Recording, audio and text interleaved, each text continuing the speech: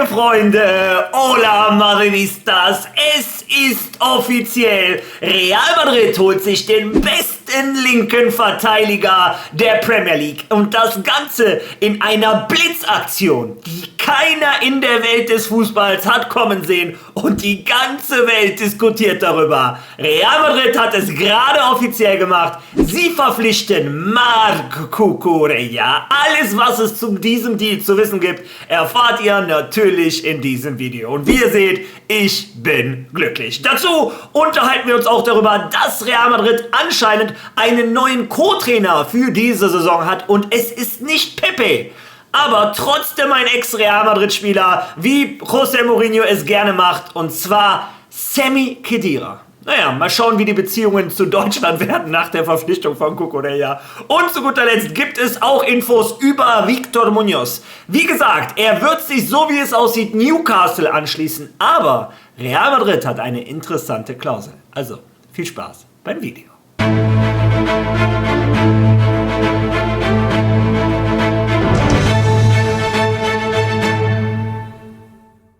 Ja, und lasst mich dieses Video erst einmal mit einer einmaligen Chance anfangen. Wenn du jemals bei Holy etwas bestellen wolltest, dann heute. Holy hat sich nämlich meiner Meinung nach ein bisschen verzockt. Sie haben nämlich vor der WM eine Aktion gestartet, wo in der Gruppenphase für jedes Tor, was Deutschland macht, kannst du am Tag danach, kriegst du zu deiner Bestellung für jedes Tor ein Gimmick dazu.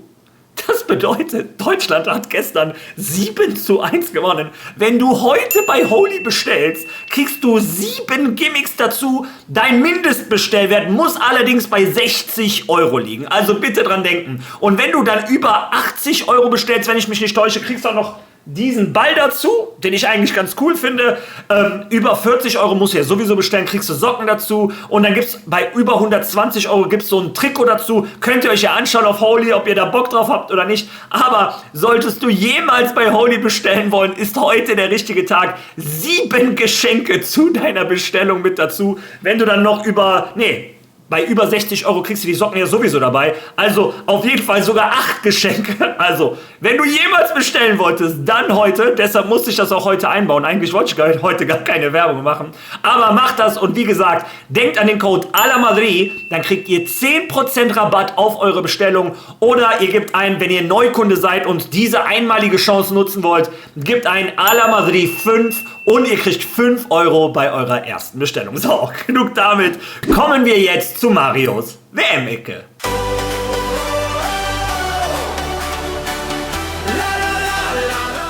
Ja, und da ich ja jetzt einen Tag mal kein Video gemacht habe, mache ich jetzt eine etwas schnellere Zusammenfassung der Spiele, die wir verpasst haben. Spiel Nummer 1 war Katar gegen Schweiz. Ich glaube, kein Mensch auf der Welt weiß, wie Katar einen Punkt geholt hat. Schweiz muss das Spiel 4-5-0 gewinnen. Aber wie der Fußball so ist, wenn du die Dinger vorne nicht machst, jetzt muss ich 3 € ins Phrasenschwein schmeißen, kriegst du sie hinten rein. In der Nachspielzeit macht Katar das 1:1. Also sehr viel Pech für Schweiz, aber ein gutes Spiel an sich der Schweizer. Die haben aber vorne die Dinger nicht gemacht. Dann das nächste Spiel, das haben wir im Live-Watch-Along gesehen. Brasilien gegen Marokko und es war das erwartet hochklassige Spiel. Beide Mannschaften auf einem Top-Niveau. Marokko hat mich persönlich sogar überrascht. In der ersten Halbzeit habe ich gedacht, Brasilien geht unter. Ich dachte, Marokko zerschießt die hier 3:0 oder so.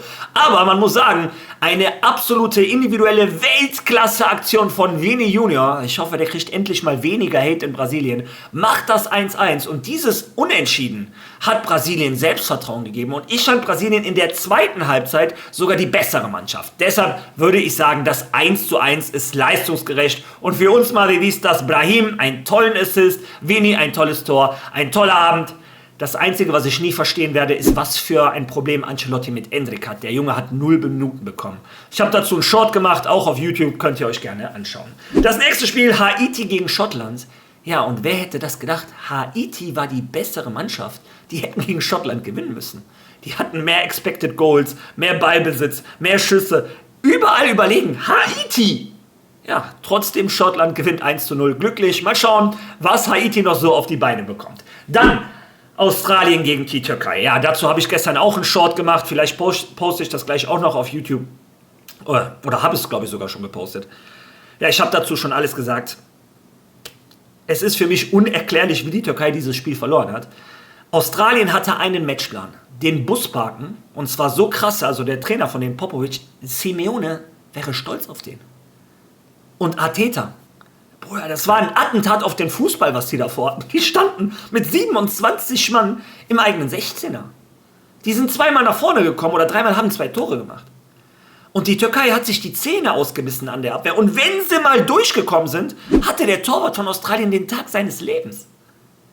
Also es tat mir persönlich sehr leid für den Arda Güler, der alles probiert hat, auch ein Kenan Yildiz in der zweiten Halbzeit. Aber ich habe in meinem Short meine Meinung schon dazu gesagt, für mich hat sich Montella vercoacht. Für mich ist es unerklärlich, wieso ein Arda Güler als rechter Flügel spielt. Der gehört ganz klar auf die 10. Oder, was war der Plan? Du hast einen Badis über links aufgestellt, der eigentlich über rechts seine starke Seite hat. Und der hat nichts anderes gemacht, als entweder den Ball verloren, okay, spielt auf einer falschen Position, oder geflankt. Und wie kannst du bitte vorne den Kerem lassen? Der Junge ist, wie gesagt, an einem guten Tag ist der 1,40 Meter groß. Wie kannst du flanken gegen Australien, die sind 2,70 Meter?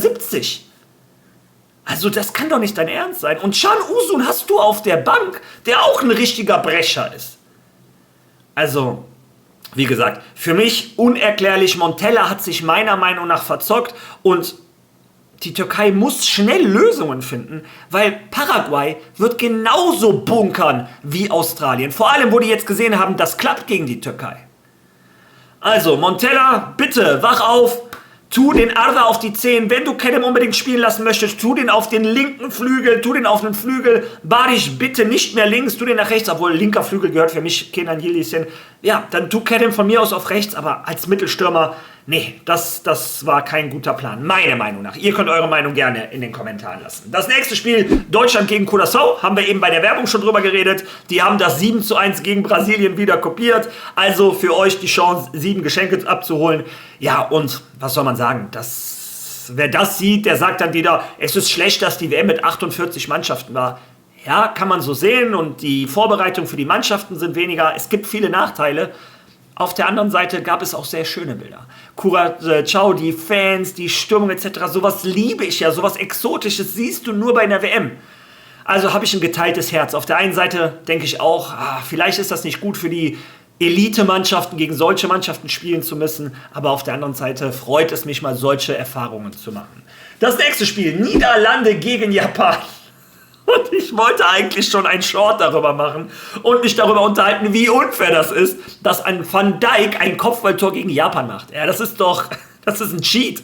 Das ist Wettbewerbsverzerrung. Ja, und das Lachen ist mir vergangen, als Japan in der 90. Minute ein Kopfballtor-Ausgleich macht, oder 88. gegen Holland. Nach einer Ecke mit dem Kopfball. Die Japaner, die sind 20 Zentimeter kleiner als die Holländer. Ja, im Endeffekt fand ich Holland die etwas bessere Mannschaft, obwohl Japan aus einer sehr guten Phase kam, wo sie auch Brasilien und so geschlagen haben. Also ich war von Japan etwas enttäuscht.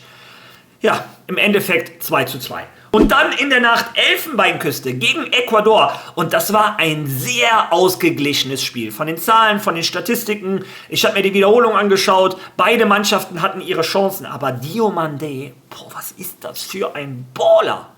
Also ganz starker Auftritt vom Jungen aus Leipzig. Naja, der scheint ja nach Liverpool zu gehen. Obwohl, es würde mich nicht wundern, wenn der auch noch nach Madrid kommt. Aber das erzähle ich euch in einem anderen Video mal. Das ist eine lustige Anekdote. Aber das hat jetzt hier nichts zu suchen. Wie dem auch sei, der ist auch Spieler des Matches geworden. Elfenbeinküste gewinnt mit 1:0 durch ein Tor in der 90. Minute. Glücklich, aber beide haben einen attraktiven Fußball gespielt. Und zu guter Letzt, die Schweden sind wohl der neue Geheimfavorit. Was ist da denn passiert? Die gewinnen 5:1 gegen Tunesien. Also starkes Spiel. Isak, der bei Liverpool keine gute Saison gespielt hat, war gestern der Man of the Match. Gyökeres auch getroffen etc. Machtdemonstration der Schweden. Ja, und heute in der WM gibt es erstmal um 18 Uhr, wie heißt die Mannschaft? Spanien. Achso, Spanien spielt heute gegen Cap Verde und natürlich sind die Spanier da Topfavorit. Ich werde es mir um 18 Uhr anschauen. Ich glaube, ich werde aber kein Live-Watch-Along machen. Dann um 21 Uhr Belgien gegen Ägypten. Bin ich auch gespannt. Sollte ein attraktives Spiel werden. Ich habe voll Bock auf Doku, muss ich sagen. Und dann sehen wir in der Nacht Saudi-Arabien gegen Uruguay und danach auch noch Iran gegen Neuseeland. Naja, wer Fede Valverde sehen möchte, muss bis 12 Uhr wach bleiben, dann startet das Spiel. So, das war die Aktualität der WM. Kommen wir jetzt zu Real Madrid. Ja, und starten wir da zunächst einmal mit einer erfreulichen Nachricht, zumindest für mich, denn Álvaro Arbeloa steht kurz vor dem Wechsel zu Fulham. Wie ihr lesen könnt, Arbeloa steht kurz vor einem Wechsel zu Fulham. Die Verhandlungen über einen Wechsel des ehemaligen Real Madrid-Spielers in die Premier League verlaufen gut. Die Gespräche zwischen Fulham und Álvaro über einen möglichen Wechsel des ehemaligen Real Madrid-Trainers zum Premier League Club verlaufen gut. Fulham musste sich kürzlich von Marco Silva verabschieden, der als Nachfolger von Mourinho bei Benfica vorhergesehen war und nun Arbeloa im Bernabeu-Stadion ersetzen wird. Ja, das Dreieck schließt sich also. Wahnsinn ist der Fußballmannschaft. Mourinho geht von Benfica nach Real Madrid. Silva von Fulham nach Benfica und Arbeloa von Madrid nach Fulham. Unglaublich. Aber trotzdem, das ist eine Riesenchance für einen Álvaro Arbeloa. Die Premier League, die stärkste Liga der Welt, hat nur 20 Trainerposten. Und davon einen zu bekommen, da Respekt für den Álvaro Arbeloa. Und ich drücke ihm wirklich alle Daumen. Wie gesagt, Arbeloa ist ein Madridista, so wie du und so wie ich. Vollblut-Madridista, der gibt alles für den Verein. Und ich drücke ihm die Daumen, dass er 5, 6 Jahre erfolgreich ist und vielleicht irgendwann wieder zurück nach Real Madrid kommt mit einem anderen Status, mit einer anderen Kabine, mit einer gesünderen Kabine. Das hat er sich verdient. Und ab heute bin ich ein weiterer Fulham-Fan mehr. Außerdem ist das vielleicht auch eine Chance für die Cantera von Real Madrid. Wir wissen, von allen Trainern auf der Welt hat Álvaro Arbeloa die besten Beziehungen zur Cantera von Real Madrid. Es kann also gut sein, dass einige Spieler aus der Cantera zukünftig in der Premier League spielen, in der besten Liga der Welt.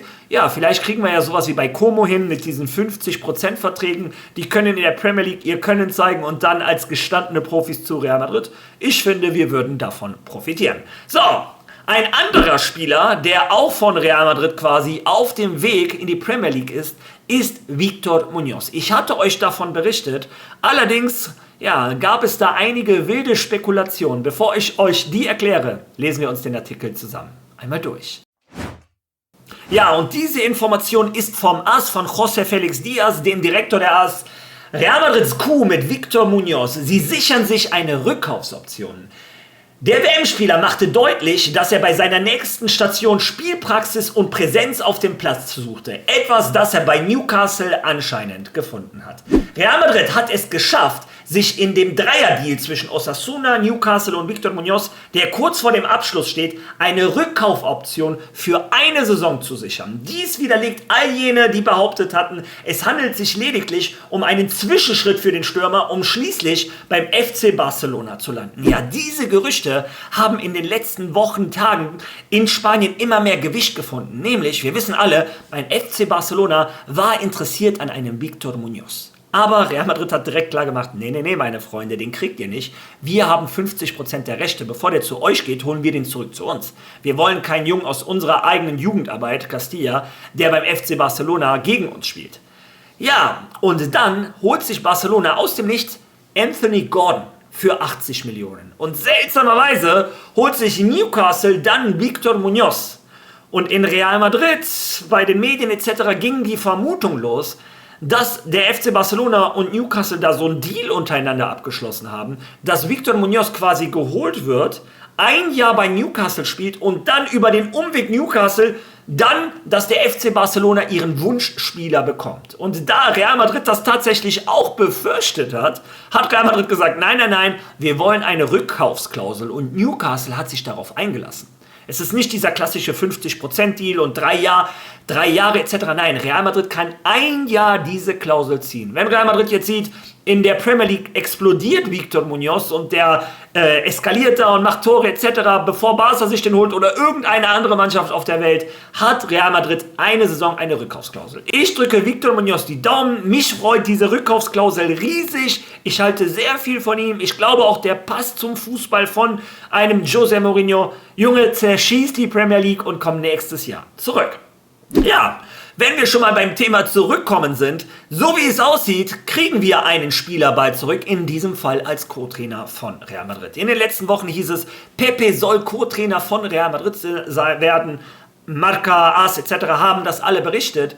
Doch, ja, wie Madrid das in letzter Zeit macht, aus dem Nichts gestern: Sami Khedira wird anscheinend der Co-Trainer von Real Madrid. Fabrizio Romano hat das auch bestätigt. Sami Khedira kehrt zu Real Madrid zurück. Deal steht, um José Mourinho als Teil seines Trainerstabs beizutreten. Vereinbarung getroffen, da Khedira ab Juli beitreten würde, wie Diario AS berichtet. Und auch Florian Plettenberg in Deutschland hat das berichtet. Deutschland, Sky hat ja gute Beziehungen zu einem Sami Khedira und er wird anscheinend der Co-Trainer von einem José Mourinho. Der bringt ja immer seinen Trainerstab mit, aber hat immer gerne eine Ex-Legende als Co-Trainer. Ja, und bei Sami Khedira habe ich so ein geteiltes Herz, denn wenn man ihn in den letzten Jahren in den deutschen Medien gehört hat, ich weiß nicht, ob der sich durch den Hype hat anstecken lassen oder was da los war, aber ich habe in seinen Worten keine Ehrfurcht, keinen Respekt. Okay, Respekt ist übertrieben, aber nicht so gesehen, dass er Real Madrid verteidigt hat im deutschen Fernsehen. Und das hat mich bei ihm sehr enttäuscht. Naja, was soll man sagen? Real Madrid verkackt ja jetzt in Deutschland, seit wir Cucurella geholt haben. Seit Madrid es jetzt offiziell gemacht hat. Vielleicht ist Sami Khedira eine Figur, die ja die Beziehungen zu Deutschland wieder verbessern kann. Weiß Gott, vielleicht kommt ja auch noch ein Toni Kroos, dann haben wir da eine starke deutsche Front und dann kriegen wir vielleicht nicht den ganzen Hate ab. Ja, aber neue Informationen: Sami Khedira, so wie es aussieht oder wie Fabrizio Romano berichtet, der neue Co-Trainer von Real Madrid. Ja, und ein Fabrizio Romano hat auch etwas anderes berichtet. Hören wir uns das einmal an. Exklusive Eilmeldung: Marc Cucurella wechselt zu Real Madrid. Es ist offiziell. Ein völlig unerwarteter Wechsel für den spanischen Nationalspieler auf der linken Abwehrseite, der einen langfristigen Vertrag bei Real Madrid unterschreibt. Zwischen beiden Vereinen ist alles vereinbart. Mündliche Einigung über 50 Millionen Euro. Die Ablösesumme wird also für den spanischen Linksverteidiger eine bedeutende sein. Alles ist mit Cucurella, mit Real Madrid und mit Chelsea vereinbart. Der Medizincheck für Cucurella wird in den Vereinigten Staaten folgen. Und so, nach Bernardo Silva, Konaté, Dumfries und José Mourinho als neuem Trainer, kommt ein weiterer Neuzugang für Florentino Pérez, ein weiterer für Real Madrid. Marc Cucurella, Überraschungstransfer. Es ist offiziell. Ja, und wie ich es euch eben gezeigt habe, Real Madrid hat es inzwischen offiziell gemacht. Real Madrid und Chelsea einigen sich auf den Wechsel von Marc Cucurella zu Real Madrid. Das bedeutet: Yo soy español, español, español. Ich kann Spanien wieder aus vollem Herzen anfeuern. Wir haben einen Real Madrid-Spieler in Spanien für die WM.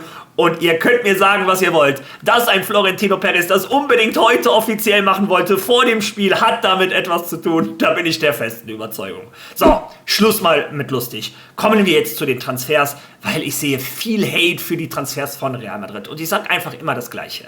Ein Marc Cucurella ist ein perfektes Beispiel. Real Madrid ist weg von ihren Transferpolitik, nur junge Spieler, die irgendwann Stars werden können, etc. José Mourinho, Florentino Pérez, ist klar, Real Madrid muss sofort abliefern. Real Madrid muss sofort Ergebnisse erzielen.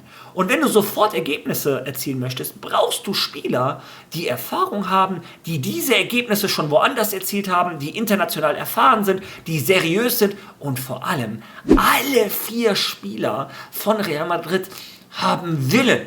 Der Wille, den ich bei Madrid in den letzten 2 Jahren vermisst habe. Die haben Hunger nach Erfolg. Und Marc Cucurella ist so dieser typische, ich hoffe, YouTube sperrt mein Video nicht, Bass. Ich sage das Wort nicht zu Ende, aber ihr wisst, was ich meine. Dieser typische Bass, Tat, ich hab's jetzt gesagt, den du hasst, wenn er gegen dich spielt und den du liebst, wenn er für dich spielt. Das ist ein Krieger, ein Kämpfer. Das Bernabéu wird diesen Jungen lieben. Ich werde mir eine bessere Perücke holen, die mehr zu seinen Haaren passt. Und es wird im Bernabéu hunderte Leute mit solchen Perücken geben. Der Junge wird eine Kultfigur. Und ich muss sagen, Real Madrid hat jetzt 4 Spieler geholt. Konaté, Dumfries, Bernardo Silva und Cucurella, die alle 4 Stammspieler waren bei Liverpool, bei Inter Mailand, bei Manchester City und bei Chelsea und die auch alle Stammspieler sind bei ihren Nationalmannschaften. Also Frankreich, Holland, Portugal und Spanien, also auch Top-Länder in der Welt des Fußballs. Über was meckern wir hier? Und das Wichtigste an allem, du hast alle Spieler geholt, die dir sofort weiterhelfen. Das, was Madrid jetzt gebraucht hat. Du brauchst keine Langzeitprojekte. Du brauchst jetzt Erfolg. Und garantieren kann dir keiner was, aber diese 4 Spieler, wenn alles normal läuft, sollten die helfen, dass Real Madrid sofort besser wird. Sowohl als Stammspieler als auch in der Breite vom Kader. Und das Ganze für alles zusammen, ohne Handgeld, das nehmen wir jetzt mal beiseite, für 80 Millionen Euro. Also wie gesagt, für mich ist das bisher ein tolles Transferfenster von Real Madrid und das ist noch lange nicht vorbei. In Spanien wird berichtet, dass noch ein Innenverteidiger geholt werden soll, ein Mittelfeldspieler und ein Stürmer. Also wir könnten über ein historisches Transferfenster reden. Ein José Mourinho macht Druck, der möchte mehr Spieler und ein Florentino Perez, das sieht man in diesem Transferfenster, hat José Mourinho die kompletten Schlüssel des Vereins gegeben, was Transfers angeht und gesagt, wir machen das, was du willst. Dazu auch der passende Bericht. Ein José Mourinho hat einen Cucurella nämlich angerufen am Freitag, laut Marca, und ihm gesagt, entweder du oder keiner. Real Madrid hat diesen Deal in 48 Stunden abgeschlossen. Also wenn Real Madrid an die Tür klopft, dann gibt es ein Erdbeben. Marco Cucurella musste nicht zweimal überlegen, obwohl er eine Barca-Vergangenheit hat. Aber übrigens, bevor Barca-Fans euch jetzt deshalb anmachen, vorher war er bei Espanyol Barcelona. Also sollen die euch nichts erzählen. Ja, wie dem auch sei, Marco Cucurella, der Stammspieler der spanischen Nationalmannschaft, für mich der beste linker Verteidiger der Premier League, ist ab sofort offiziell neuer Spieler von Real Madrid. Und ich bin gespannt, was du dazu denkst. Was sagst du zu diesem Transfer? Lass deine Meinung bitte in den Kommentaren. Wenn du schon mal da bist, like das Video, hype das Video. Wer noch nicht auf Follow gedrückt hat, ist zu spät. Wir haben die 30.000 erreicht. Danke an jeden einzelnen von euch. Nächstes Ziel 35.000. Wenn du mich unterstützen möchtest, drücke auf Follow. Also, wir sehen uns morgen wieder. Bis dahin. A la Mari!